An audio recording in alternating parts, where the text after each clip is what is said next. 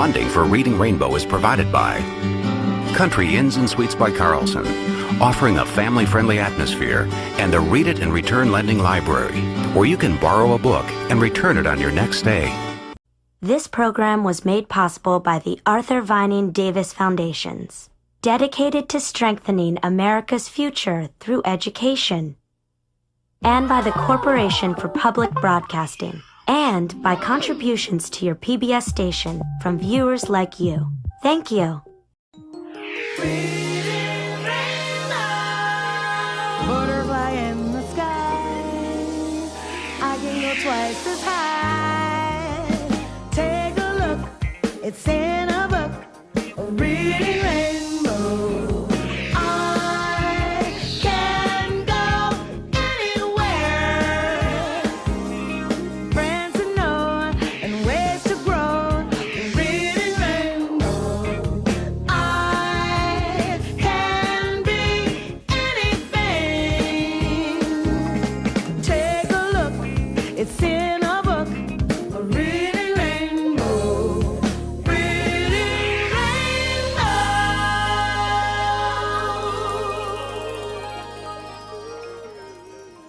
Hi. Big project today.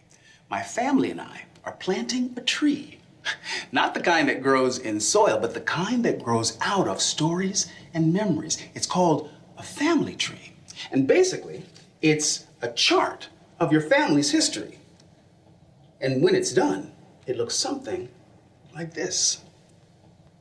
We've been researching and collecting data for months now, and it's amazing some of the things we've gathered. We have old photos and letters, documents, records, and memories. Lots of family memories that have been told and retold from one generation to the next. Of course, our family isn't the only one with stories from the past. Every family has them. In this book, the story goes back 7 generations. It's about a family that preserves its heritage by stitching stories into quilts and passing down that tradition of remembering. The story and that tradition are called Showway. Showway, written by Jacqueline Woodson, illustrated by Hudson Talbot, and I'm Diane Carroll.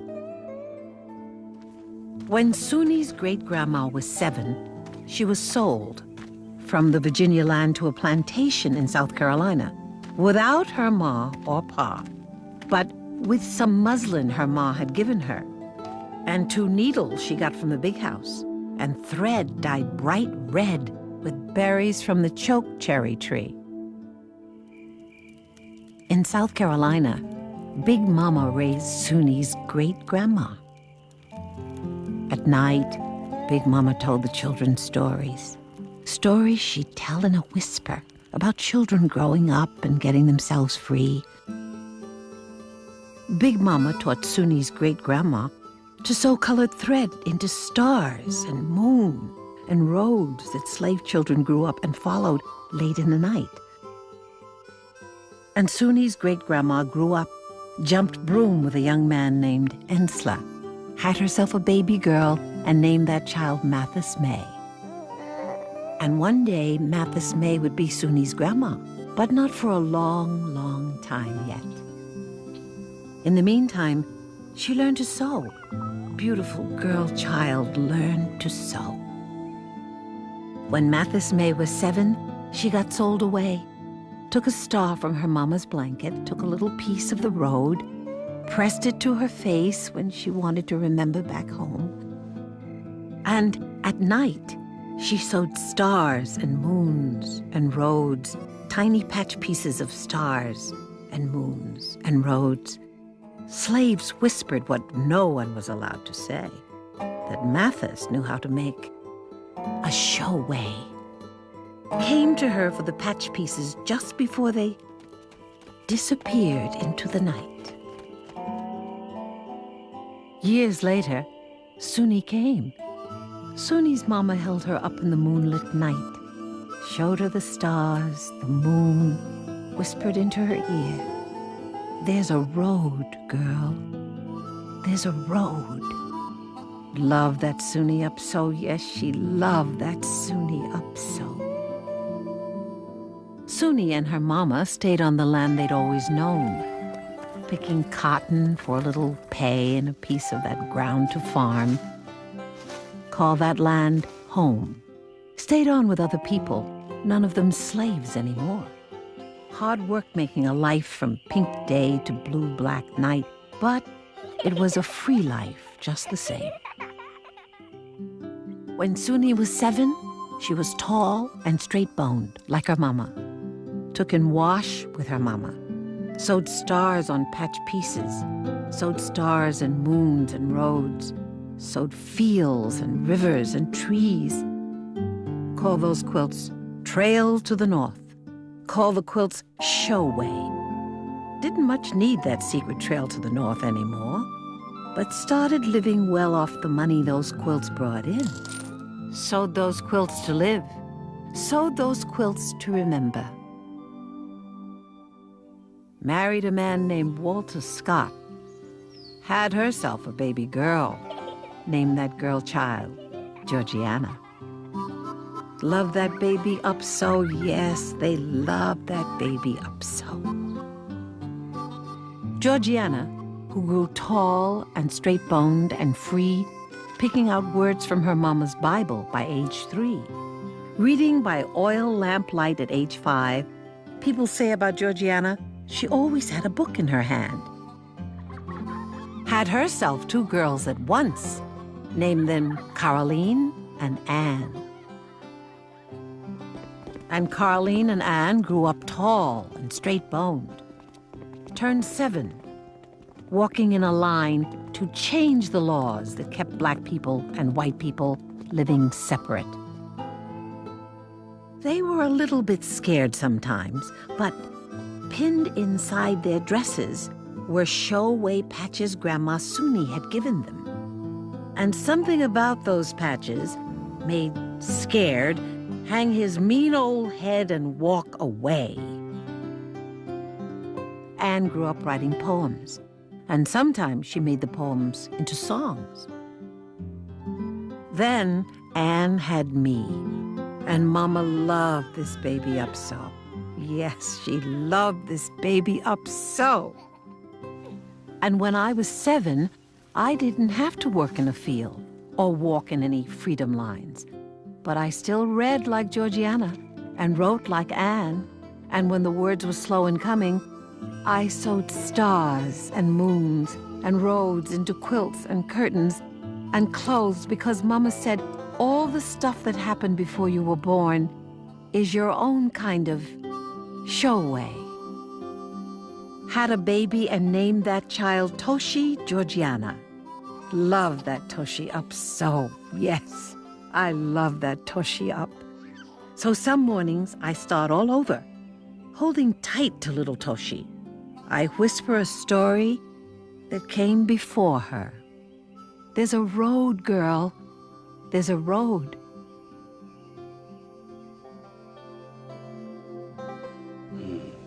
Great book. The author, Jacqueline Woodson, is Suni's real-life great-granddaughter. And besides the stories and memories that she got from her family, she also inherited her grandmother's quilt as well as her grandmother's love of sewing. This is a picture of Jacqueline. And this is the quilt, the heirloom, that she will now pass on to her daughter, who is the next girl in Suni's line. Imagine holding a piece of your family's history right in your hands and how powerful. Hey, Dad, look what Mom and I have. Oh, my. You won't believe it. You are kidding me. Where did you get this? Grandma says she found it in her attic. Oh, my goodness. She sent it to us? Mm-hmm. I am so shocked she let this out of her house. This was my grandfather, your great-grandfather, Meek, my grandfather Willis Ward's saddle blanket. Isn't this too big to be a saddle blanket? No, see, even though it's a big blanket, it was folded and put across the horse before the saddle went on. Oh. Yeah. There's lots of holes. There's a in hole. it. This really is one of the most valuable things that, you know I will own someday. It's amazing Absolutely. what you could get passed down to you. Speaking of passing down, you know, Grammy passed down something for you before you were even born. Ooh, what? This ring. That's so gorgeous. It's so pretty. Isn't it pretty? Can I have it? She gave it to me on my wedding day for me to pass on to my daughter, should I have one. So you can try it on. It's a little too soon for a wedding day, but looks good. On your wedding day, you'll have it, and then you can pass it down to your daughter. Right. How about you? Is there something in your family that has a story behind it that has special meaning for you? This is a little baby rattle, and it was my grandma's, and then my mom's, and then mine, and then my two younger brothers. And it's kind of special to think that I was playing with this, and so was my grandma. This camera was bought by my great-grandfather. He loved taking pictures of his child, my grandfather. Not only do we have this camera, but the pictures that my great-grandfather took, so we can learn more about my great-grandfather. This is a brooch of my great-great-great-grandparents. This is part of my Italian history. When I have children and they have children, they could pass it down and they could see where some of their ancestors looked like. This used to be my mom's, and she gave it to me. And my mom used to press her nose against his nose so much it kind of broke. I think it's really special to me because it's my mom's.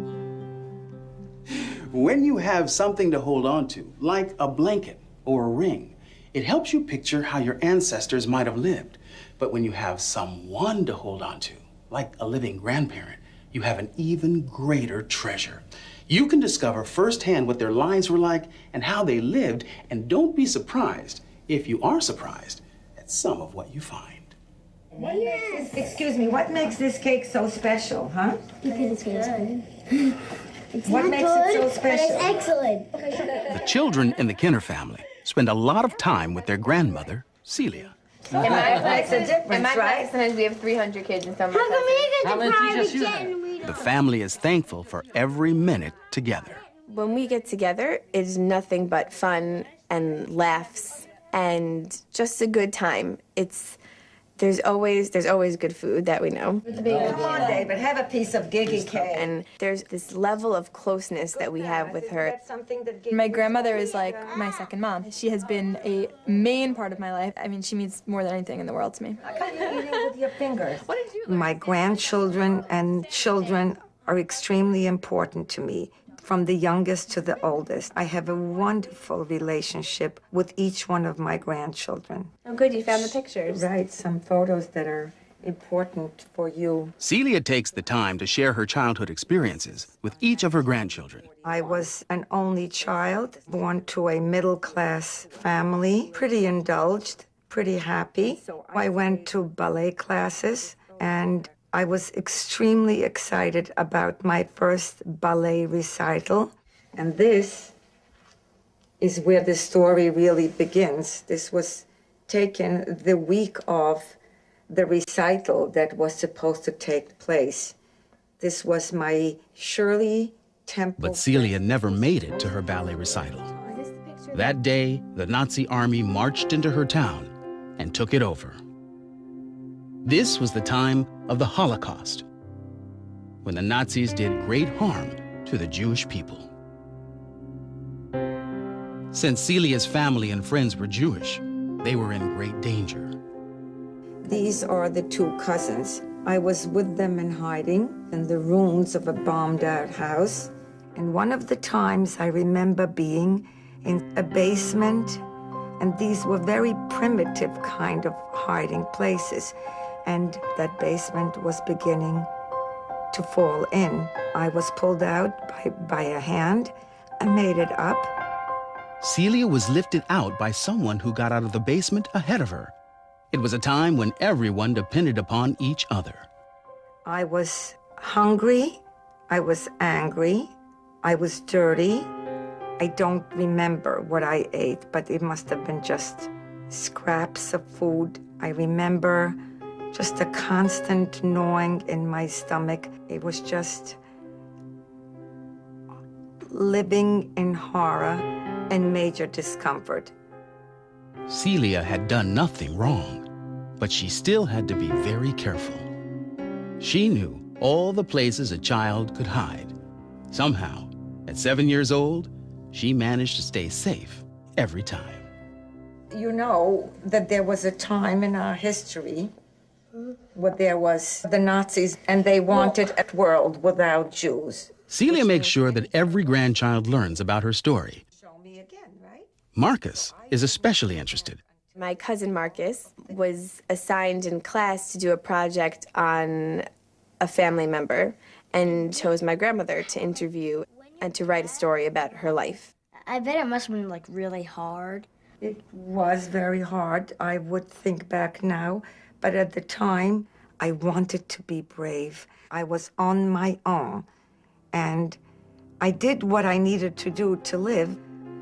I ran off and hid in the ruins that I was familiar with because we had lived there at some point. Eventually, a non-Jewish family took her in and hid her in their house. Even though it was the first time in years Celia had a real place to live, she still had to use a secret room inside the house so she could always be out of sight. This family was very brave. It was a dangerous thing to hide Jewish people in your home. One day, a family like mine was discovered. They were hiding Jewish children, and these people were severely punished. So she was forced to hide in the barn. She lived there for many months, until one day, the war was over, and Celia was free. And miraculously, she was reunited with her parents. We were an intact family, and it was, even then everyone said, oh my God, you're a family again. So few were. Even though Celia and others did survive this terrible time, many did not. I'm a survivor. My mother was a survivor.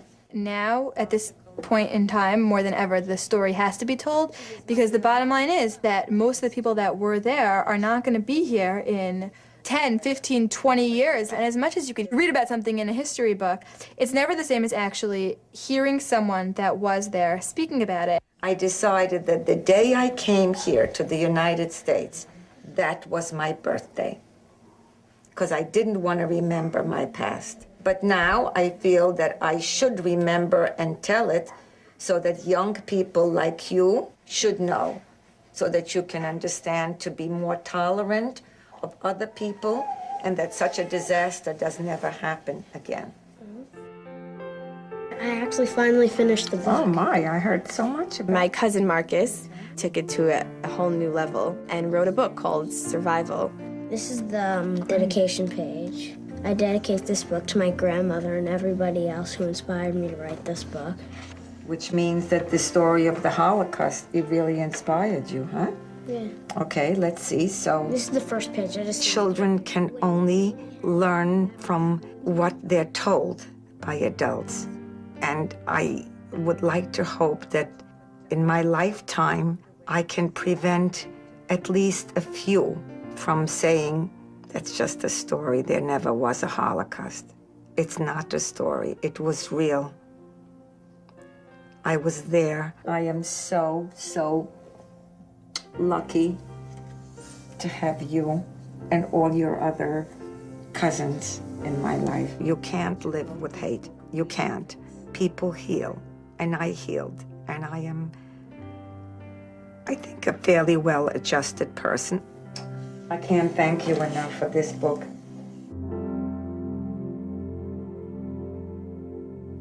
Having someone like Celia in your life connects you directly to your past and really inspires you to want to explore your family history.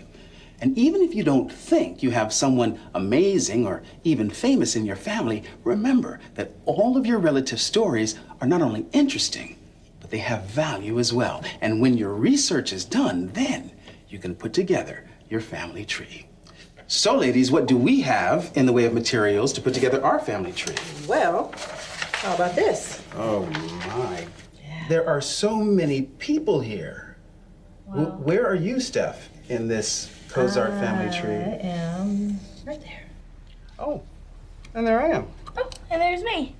Okay, so your father was Thomas Cozart and your mom, Donna White, right? And so this is the Cozart family tree. Right, you trace this up to his father. His father. Jackie Norris Cozart. So there are the 6 children. So we have to figure out how many of these people we're going to be able to fit into our family tree, right? Can we put in Karma? Yes, we can put in Karma. Yay! Okay. One puppy, that's it. One dog per family. All right, so let's say we take from this part of the family down to Mika. Right. So we could just do it that way and branch it off both sides. Right. Okay, so let's see how many pictures we have of these people in the Cozart branch of the family, all right? Okay, you want to start youngest generation out? Youngest to oldest, yeah. All right. So let's start with Mika. So then we'll go Parents. me, Mom, Granny, your dad. My grandmother. Great Aunt Maud. Great grandmother. All right, so now we have all of our pictures in order. I guess it's time to start scanning, right? Let me help you with that. Good idea. Resident computer expert. All right, me. Well, let's start with you and Karma. Yay! Okay, so put it upside down. Scan. Right. Okay, it's scanning. Right. Oh, there it is. Let's print one and see what it looks like. And then we'll see if that's a good size. Okay. Okay. That's one down. Many to go? Ready to go. All right, so let's get going. There we are, all scanned and mounted. Wow, that's great. So this is the shot of Mika and Karma, right? And here's your father, Tommy. Exactly. Uh-huh. Here's your grandmother. Right. There's our mommy. My grandmother. So I get that these are the leaves, but what are we going to use for a tree, sweetie? Well, we have a surprise for you. Michaela, you want to bring it in? Ta-da! Wow, look at this. This is incredible. Meek, did you do this? With a lot of help. Wow, look at how beautiful this is. So I see, so these are the places where we're going to hang our pictures, right? Right. Okay. Start at the top and work down from the great-greats on down. So the oldest to the youngest. Exactly. Okay. My great-great-grandmother goes up at the top here. Very top. On the right. Maternal grandmother goes there. That's my grandfather. My grandmother. Yes. Michaela's maternal great-great-aunts. My grandma and grandpa. And so the last picture to go on our family tree would be you, Michaela. Yay! Nice, that's it then, right? We're done. Nice, sweetie. Very nice. Mika, good job. Did it. This has been an awesome experience. When you trace your family tree, you get an opportunity to meet the folks you came from and to see where in the line you are. So, if you're thinking about starting your own family tree, then here are 3 books that are worth going out on a limb for. But you don't have to take my word for it. Hi, my name is Jay, and the book that I read was the Kids Family Tree book, and it's about tracing your family history. It tells you to look up different documents and ask people in your family about your family history. Documents can be your birth records, different progress reports that have all this information. I think the author gave some good ideas on how to trace your family history. When I read this book, it really got me going, and I wanted to create my own family tree and chart. Hi, my name is Tina, and the book that I read was What a Family!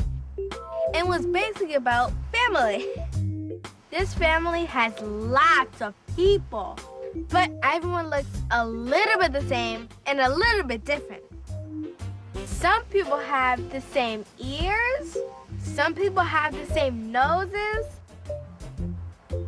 Take a look at these eyebrows. I think they're hysterical. But what was really funny about the eyebrows part was when I turned the page and you find out that the grandfather looked like his dog. If you're looking for a fun book that's a little strange, this is a book that's for you. What a family!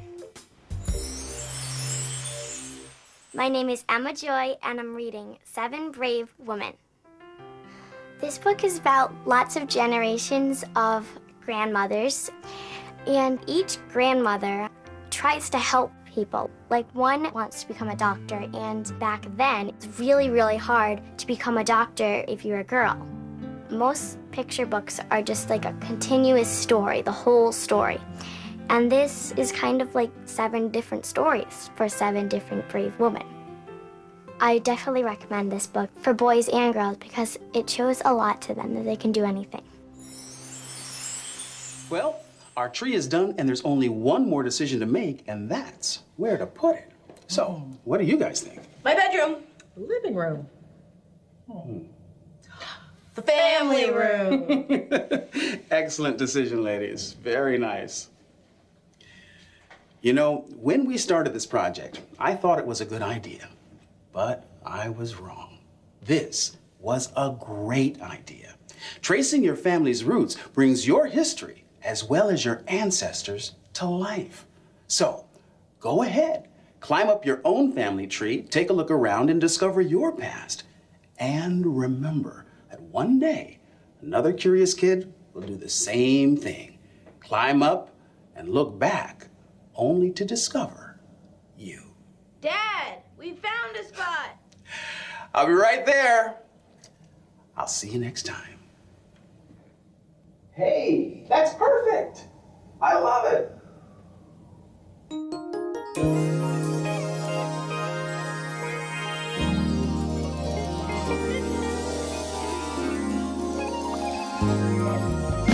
Take a look, it's in a book, a reading rainbow.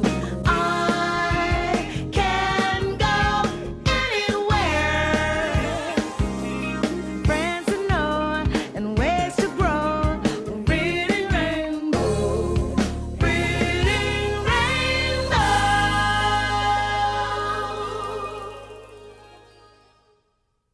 Today's Reading Rainbow books are Showway by Jacqueline Woodson, illustrated by Hudson Talbot, published by G.P. Putnam's Sons. The Kids Family Tree Book by Caroline Levitt, illustrated by Ian Phillips, published by Sterling Publishing Company, Incorporated. What a Family by Rachel Isadora, published by G.P. Putnam's Sons. 7 Brave Women by Betsy Hearn, illustrated by Beth Ann Anderson, published by Green Willow Books. Hi, I'm LeVar Burton. In uncertain times, there's no more effective way to make your kids feel good and safe than to spend time with them. We at Reading Rainbow suggest sharing a book with your family. Read for fun, read for family, read for our future. Funding for Reading Rainbow is provided by Country Inns and Suites by Carlson, offering a family-friendly atmosphere, and the Read It and Return Lending Library, where you can borrow a book and return it on your next stay. This program was made possible by the Arthur Vining Davis Foundations, dedicated to strengthening America's future through education, and by the Corporation for Public Broadcasting, and by contributions to your PBS station from viewers like you. Thank you.